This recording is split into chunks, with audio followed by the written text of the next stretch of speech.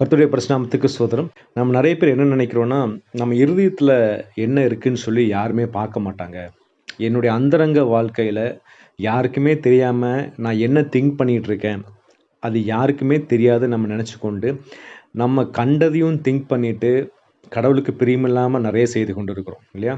அதாவது என் இருதயத்தில வந்து நெறைய ஒரு கெட்ட எண்ணங்கள் இருக்கு இல்லையா? அதாவது நான் ஒரு காரியம் செய்யறேன்னா, அந்த காரியம் செஞ்சா எனக்கு என்ன ஆதாயம்?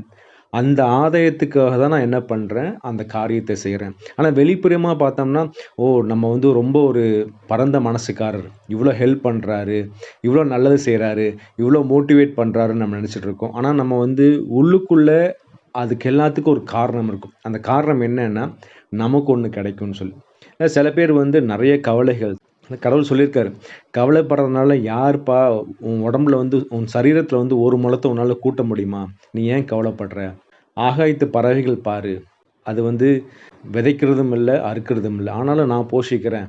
நீ ஏன் கவலைப்படுறன்னு சொல்றாங்க. ஆனா நம்ம என்ன பண்ணிட்டு இருக்கோம்? கவலைப்பட்டு கொண்டே இருக்கிறோம். இல்ல. நார்மலா ஒரு சின்ன ஒரு கொப்பளம் வந்தா போதும். அந்த கொப்பளம் வந்து கட்டி ஆயிருமோ, கட்டி கேன்சர் ஆயிருமோன்னு சொல்லி, நம்ம என்ன பண்ணிட்டு இருக்கோம்? எதை குறித்துமே நம்ம பயந்து கொண்டே இருக்கிறோம்.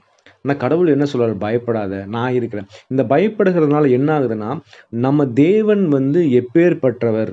இல்ல, நம்மள விட நம்ம மேல அன்பு வைத்திருக்கிறவர் நம்ம தேவன்னு சொல்லி நமக்கு தெரியாமயே போயிரும். அதுதாங்க. நம்ம அப்பா நம்மள கேர் பண்றத விட அவரு அதிகமா கேர் பண்ணி கொண்டிருக்காரு. ஒண்ணும் இல்ல, நீங்க பைக்ல போம்போது, நெறைய நேரம் பூச்சி அடிபட்டுருக்கும் இல்லையா? அந்த பூச்சி வந்து பார்த்தீங்கன்னா, நம்ம கண்ணுக்கு கீழ அடிபட்டுருக்கும். அந்த வேகத்தில நம்ம கண்ணுக்குள்ள அடிபட்டதுன்னா, அந்த கண்ணு எவ்வளோ கஷ்டப்பட்டுருக்கும். இல்ல? அந்த கண்ணுக்குள்ள போறதுக்கு எவ்வளோ நேரம் ஆயிருக்கும். ஆனா கடவுள் அந்த பூச்சிய கூட சைட்ல அடிபட கடவுள் கிருபை குடுத்தார் இல்லையா? அது அவ்ளோ பெயினா இருக்கும். நான்லாம் அதான் நெனச்சு பார்த்துருக்கேன். 1 செகண்ட் கொஞ்சம் மேல அடிபட்டிருந்தா எப்படி இருந்திருக்கும்? அந்த கண்ணு வந்து அவ்ளோ கலங்கியிருக்கும். கண்டிப்பா வந்து கண்ல அவ்ளோ சிகப்பா இருக்கும். என்ன வேணா நடந்திருக்கலாம். ஆனா கடவுள் எல்லாத்தையும் காப்பாத்துறாருங்க. அதே மாரி தான் நமக்கு ஒண்ணுன்னா தேவன் இருந்துகிட்டே இருக்கார் இல்லையா? நம்ம என்ன பண்ணணும்? நம்ம இருதயத்தின் நினைவுகள நம்ம ஆராய்ந்து பார்க்கணும். அதுதான் வந்து தாவீது சொல்றார். நான் அந்த வசனத்த வாசிக்கிறேன். அது சங்கீதம் 139, 23, 24. இது ரொம்ப சூப்பரான சங்கீதங்க. இந்த சங்கீதத்த நம்ம கண்டிப்பா எல்லாருமே தியானிக்கணும்.